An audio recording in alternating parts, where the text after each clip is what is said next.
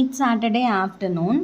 Last வீடியோவில் நான் மதுரைக்கு வந்திருந்தேன்னு சொல்லியிருந்தேன். ஸோ மதுரையில் அண்ணி வீடு பால் காய்ச்சிருக்காங்க. ஸோ அதுக்காக தான் நாங்கள் கோயம்புத்தூர்லேருந்து மதுரைக்கு வந்திருந்தோம்.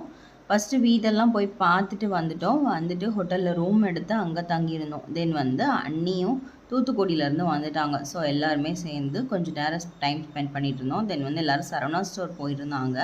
நான் போகல, எனக்கு ரொம்ப டயர்டாக இருந்ததுனால ரூமில் ரெஸ்ட் எடுத்துகிட்டு இருந்தேன்.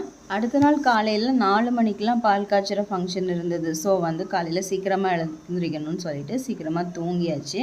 காலையில் 4 மணிக்கெலாம் எழுந்து கிளம்பி வந்துட்டோம். சிண்டுவை நான் நைட்டே குளிக்க வச்சுட்டு அப்படியே தூங்க வச்சுட்டேன். ஸோ காலையில் எழுந்ததும் அவளுக்கு ட்ரெஸ் மட்டும் சேஞ்ச் பண்ணி விட்டுட்டு அவளையும் ஃபங்க்ஷனுக்கு கூட்டிகிட்டு வந்தாச்சு. அவளுமே சூப்பராக கோஆப்ரேட் பண்ணான். தென் மார்னிங் சீக்கிரமாக எழுந்ததுனால ரொம்பவே பசி எடுக்க ஆரம்பிச்சிருச்சு. ஸோ 8 மணிக்கெலாம் பிரேக்ஃபாஸ்ட் சாப்பிட்டு முடிச்சாச்சு.